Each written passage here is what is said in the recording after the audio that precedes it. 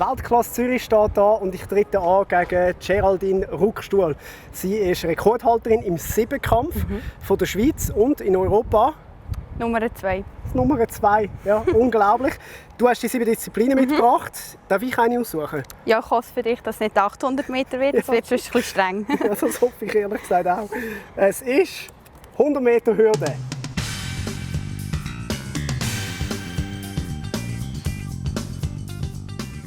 Jetzt machen wir noch eine Tanzübung für dich, weil du ja vielleicht Ballerina wirst, Ja. oder? Jetzt einfach immer vorne rauf und auf die Seite raufnehmen. Und immer das Zwischenhüpfchen. Ich weiss nicht, warum Männer diesen Sport machen.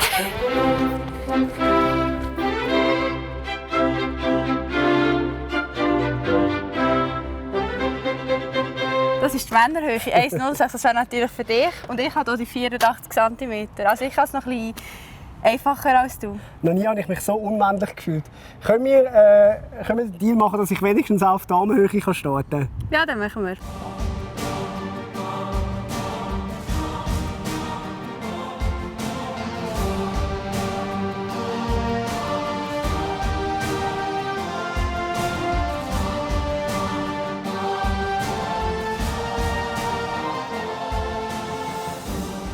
Viel Glück.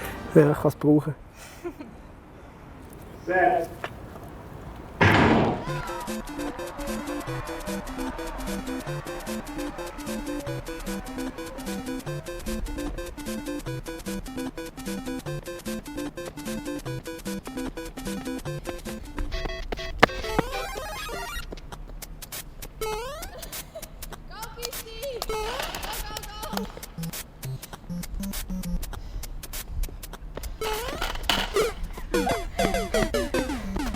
Stark.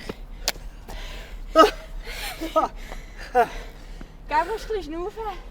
Nein, das täuscht. Geraldine, mein Fazit, das war relativ knapp. Du hast dich sehr gut geschlagen. Ja, das war wirklich knapp. Was hast du für ein Fazit? Sagen wir mal so, Weltklasse-Niveau reicht es nicht, aber SRF 3, das könnte es reichen. Und vielleicht machst du deine zweite Karriere beim Ballett und wirst zur Ballerina. Wer weiß. Ja, genau so. SRF 3